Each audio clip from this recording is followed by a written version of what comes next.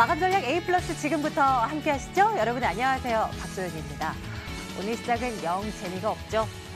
옷장 들어서면서 이 하락세가 조금 커지는 그런 모습도 확인이 되고 있는 양시장 우리는 살펴보고 있습니다. 외국인 투자자들의 팔자 오늘 또 이어지고 있는 그런 모습이고요. 어제까지는 그래도 지수가 지지부진해도 투자자들의 매기가 쏠리는 곳이 명확히 그래도 있기는 했거든요. 그런데 오늘은 그런 것도 찾기가 조금은 어렵지 않나라는 생각을 해봅니다. 당분간은 시장 보수적으로 조금 더 봐야 된다라는 그런 말, 그런 와중에서도 바이오 제약은 뭐 사볼만 하다라는 그런 말 계속해서 유효한 것일까요? 오늘 시장에 대한 전문가들의 판단은 어떨까요? 종목에 대한 구체적인 전략까지 챙겨보겠습니다. 지금 출발하겠습니다.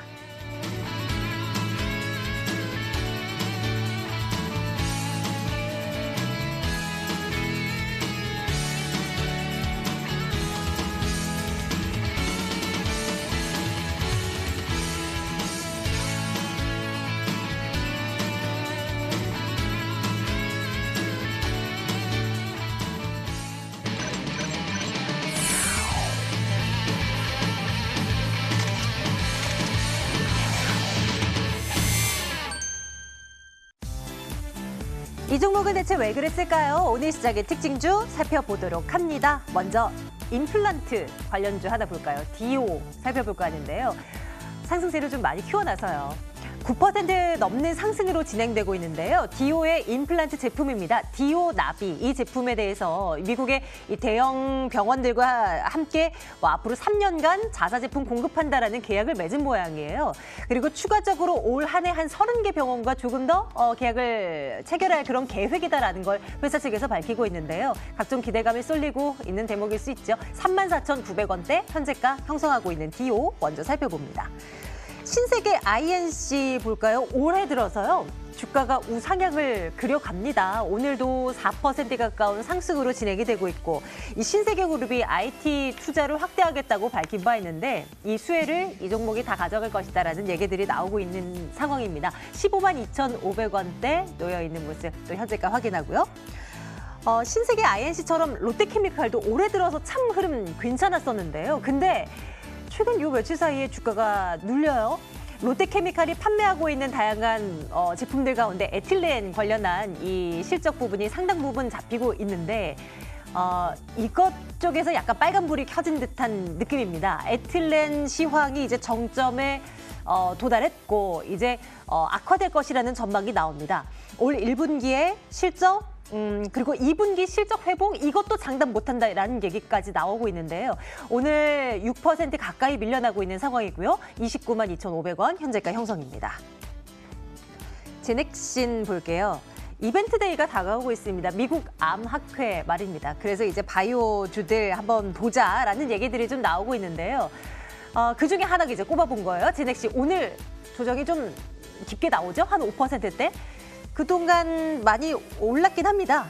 근데 오늘의 하락이 이대로 떨어지는 것인지 아니면 일시적인 조정을 보이고 있는 것인지에 대한 판단을 좀 내려볼까 합니다. 현재가는 87,100원이고요. 호텔신라는 오늘 시장 흐름 좋죠? 5%대의 상승 보여지고 있습니다. 올해부터 중국의 전자상거래법 시행이 됐습니다. 온라인을 통해 판매하는 판매자들, 또 소셜 미디어를 통해서 판매하는 그런 보따리상들 모두 이 판매 허가 받아야 되고 세금 내야 되고 이런 법이 올해부터 시행이 된단 말입니다. 그렇기 때문에 보따리상들의 사실 이제 면세점 업체 상당 부분이 매출 이 보따리상들이 책임지고 있었는데 이거 우려되는 건 아닌가 하는 판단에 주가가 많이 밀려났었죠. 근데 생각보다 괜찮을 것 같네라는 시각이 또 나옵니다. 이제 조정 다 받은 걸까요? 호텔신라 살펴보도록 하겠습니다. 파워로직스 보겠습니다. 4분기에도 실적 잘 나왔고 올해 1분기에도 최대 실적 찍을 거다라는 얘기 나오고요. 52주 신고가 기록하고 있는데 1년 사이에 주가가 딱 따블인 거 있죠. 지금 4,000원대였던 것이 지금 8,000원대 거의 9,000원대까지 임박해 온 상황입니다. 어떻게 판단할 수 있을지 살펴볼 거고요. 롯데칠성 살펴볼까 합니다. 상승폭 많이 줄였네요. 롯데칠성 우선주도 마찬가지고요. 오는 주주총회에서 이 액면 분할 안건이 상정될 듯 합니다. 5,000원이었던 것을 500원으로 줄이는 거요. 이론적으로는 거래량이 이렇게 액면 분할하면 거래량이 확 늘어나면서 소액 주주들도 참여할 수 있고 주가 올라갈 수 있고 이런 걸 생각하기 쉽지만 우리 또 네이버나 삼성전자 액면 분할했잖아요. 그로 인한 효과? 잘 모르겠는데? 라는 시각이 지배적입니다. 롯데칠성은 다를까요? 한번 살펴보도록 하겠습니다. 종목 얘기요. 오늘 라벨 인베스트먼트 송병주 전문가와 함께 말씀 나누겠습니다. 전문가님 어서 오세요. 네, 안녕하세요. 네, 안녕하세요. 황제주 하나가 또 이제 국민주로 탈바꿈하려는 준비를 하고 있습니다. 롯데칠성이 그거 주인공인데요. 네. 액면 분할 효과 기대할 수 있을까요? 상승폭 많이 반납했어요, 지금은요. 사실 액면 분할 효과는 그렇게 기대하기는 어렵다. 먼저 좀 말씀을 드려야 될 것 같은데 우리가 앞에서 이제 앵커님께서 말씀을 하셨다시피 우리가 네이버라던가 작년에 좀 보지 않았습니까? 그 액면 분할 이후부터 주가 계속적으로 빠지는 그런 모습들을 본다라고 했을 때 액면 분할에 대한 순기능을 발휘하기는 사실적으로는 쉽지가 않다. 왜냐 그것을 노리는 이제 공매도 세력들에 의한 차익 매물이 상당히 좀 많이 나올 가능성이 높겠죠. 그리고 차트상 본다라고 했을 때 작년 그리고 2017년에 찍었었던 고가 부근이 상당히 큰 저항입니다. 지금 169만 원, 170만 원대가 이 강력한 저항 라인이기 때문에 여기를 돌파하지 못하고 음봉으로 좀 출현이 됐다라는 것은 액면 분할 이후에 조금 더 조정이 나올 가능성이 좀 높다라고 보고 있고요. 그렇다면은 이 업황에 대해서는 어떨까? 만약에 액면 분할 이후에 주가가 좀 떨어지더라도 올라갈 가능성이 있을까에 대해서 좀 물어본다면은 좀 쉽지는 않을 수도 있다라고 좀 보고 있습니다.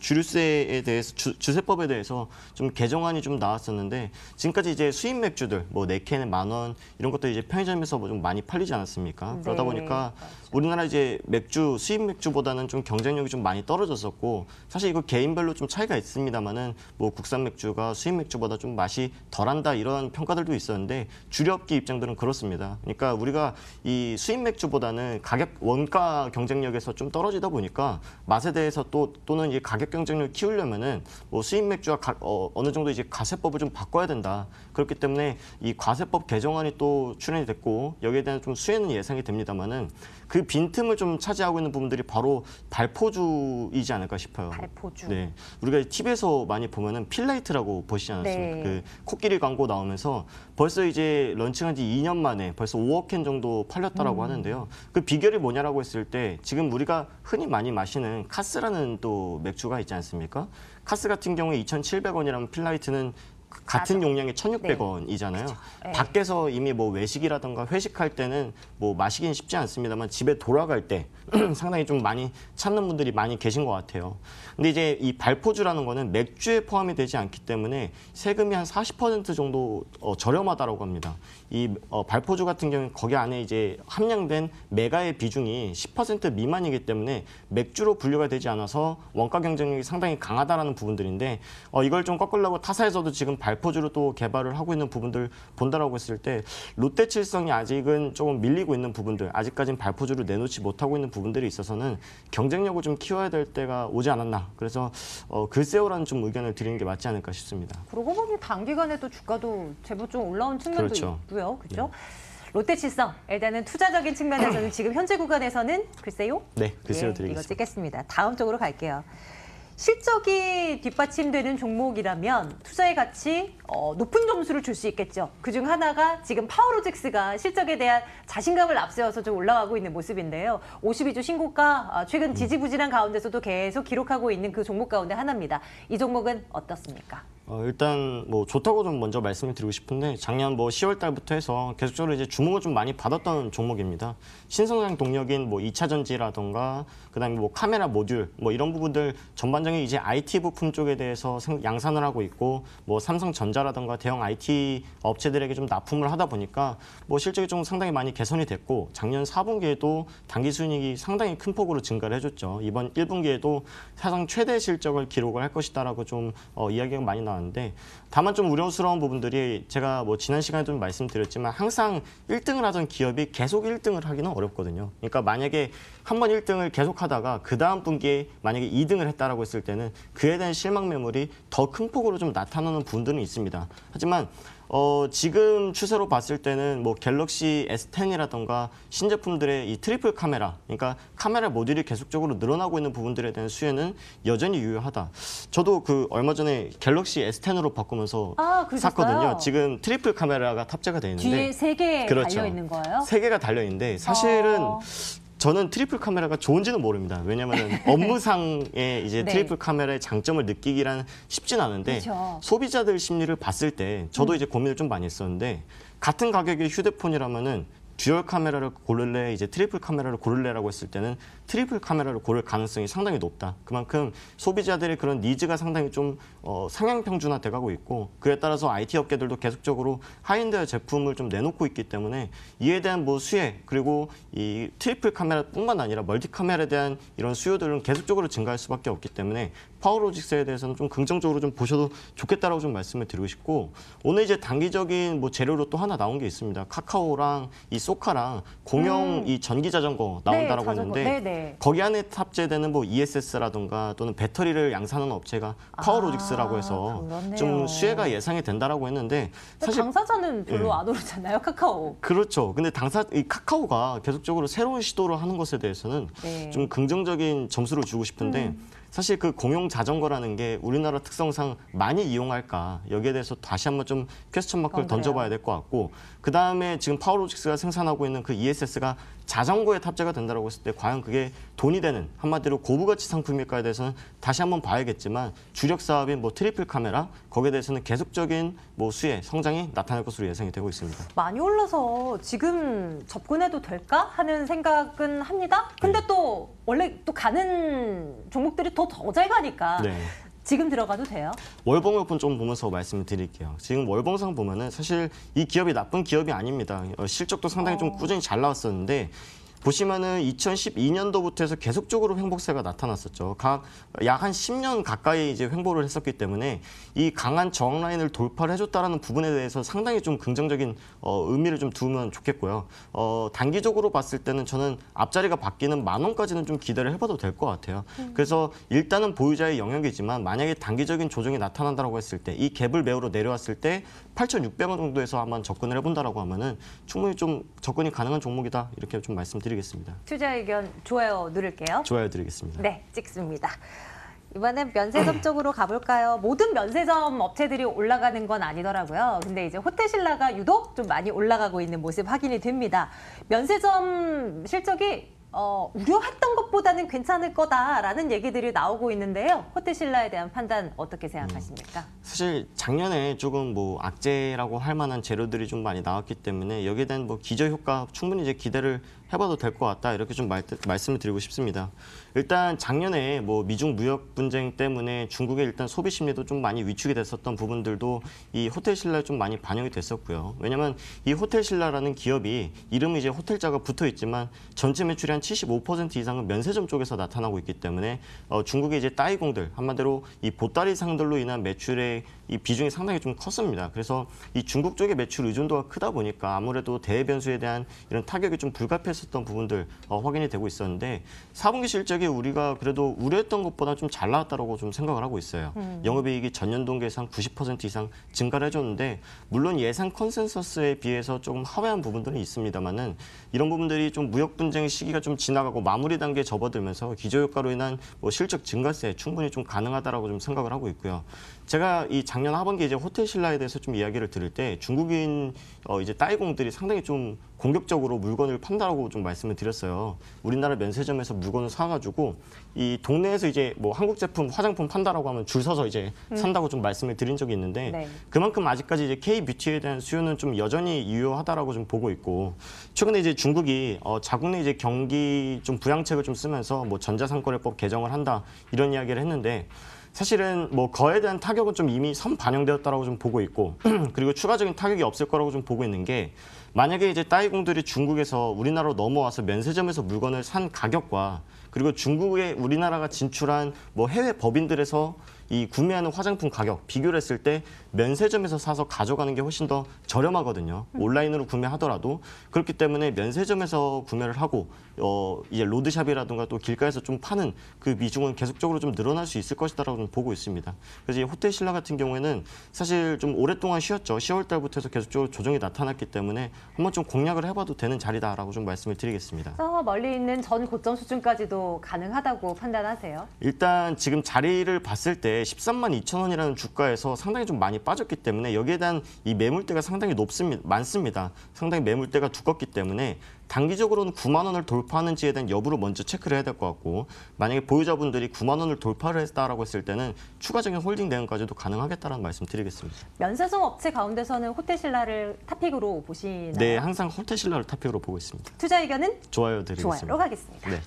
바이오 하나만 더 볼게요. 저희 오늘은 제넥신 살펴볼 건데요. 오늘은 조정이 조금 나오고 있긴 합니다. 근데 이제 이달 말쯤 예정이 되어 있는 미국 암 확해 제넥신도 뭐 발표하는 네, 거죠? 맞습니다. 그렇죠? 네, 참석을 합니다. 어떤 임상에 대한 결과가 나오나요? 일단 우리가 이 제넥신만 볼 게 아니라 제약바이오주들에 대해서 좀 전반적으로 먼저 짚고 넘어간다면은 네. 오늘 같은 경우는 지수가 좀 많이 밀리고 있거든요. 오늘은 이 제약바이오 종목들도 같이 좀 밀리고 있습니다만은 이 전기전자 업종들이 이 코스피라든가 코스닥 업종을 좀 이끌었기 때문에 여기에 대한 상승 피로도는 상당히 많이 누적이 돼 있을 거다. 그러면은 이 시가총액 높은 전기전자 업종에서 유입이 됐었던 이 대규모 자금들이 어디로 들어갈까라고 했을 때는 저는 이제 개별주에도 좀 유입이 될 가능성이 높지만 제약바이오 종목들에 좀 유입이 될 가능성이 높겠고 당분간은 어느 정도 좀 조정이 좀 불가피하겠으나 조정시마다 좀 매수한다면은 이번 연도 내에는 아마 좀 이벤트가 많기 때문에 큰 상승을 좀 기대를 해봐도 되지 않을까라고 좀 생각을 하고 있습니다.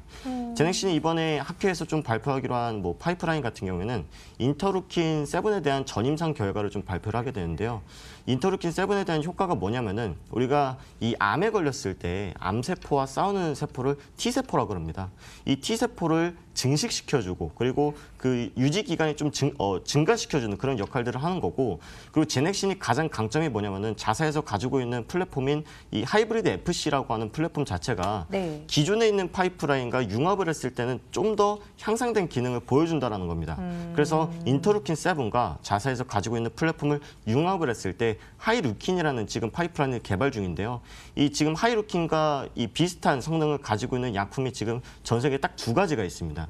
근데 그 두 가지만으로도 지금 현재 시장 가치가 한 6조 원 정도의 기술 수출이 이뤄지고 있고요. 만약에 이 하이루킨이 지금 이 수출되고 있는 약품 2개를 만약에 꺾을 수 있는 만큼의 성능을 보인다라고 했을 때는 지금 주가는 좀 상당히 싸고 시가총액이 지금보다 1.5배 수준으로 좀 높아질 수 있는 가능성이 높지 않을까. 그래서 이번 달 말부터 해서 다음 달 초까지 있는 미국의 그 암학회 관련된 이슈와 관련돼서 어떠한 결과들을 좀 보여주는지 좀 주목을 해볼 필요가 있겠다는 말씀 드리도록 하겠습니다. 참 무궁무진한 가능성을 보이는 그런 업체들이 국내에 제약업체 바이오주들 참 많아요. 그중에서도 이제 제넥신 우리가 눈여겨봐야 할 종목 아닐까 싶은데요. 투자 의견 일단 좋아요 갈까요? 좋아요 드리도록 하겠습니다. 좋아요 가고 근데 이제 당분간 바로 튀어서 주가가 오르지는 못할 것이다. 그렇죠. 아까 말씀 주셨잖아요. 그렇죠. 그럼 조정시 조금 모아가는 전략 할까요? 가격 전략을 잠깐 좀 설명을 드리면요. 제가 이제 2월 달부터 해서 계속적으로 좀 관심을 가져보셔도 되겠다라고 좀 말씀드렸는데 2월 달에 말씀드렸던 가격이 84,000원 부근입니다. 지금 수준부터 해서 84,000원까지 분할 매수를 하신다라고 하면은 저는 10만 원대까지도 충분히 기다려 보셔도 좋겠다 이렇게 말씀을 드리겠습니다. 눈여겨보겠습니다. 네. 혹시 내일장 탑픽으로도 제넥신 제넥신을 가져가도 드리겠습니다. 될까요? 네. 좋습니다. 내일장 탑픽 제넥신 꼽아보고요. 라벨 인베스트먼트 송병주 전문가와 함께 말씀 나눴네요. 고맙습니다. 감사합니다.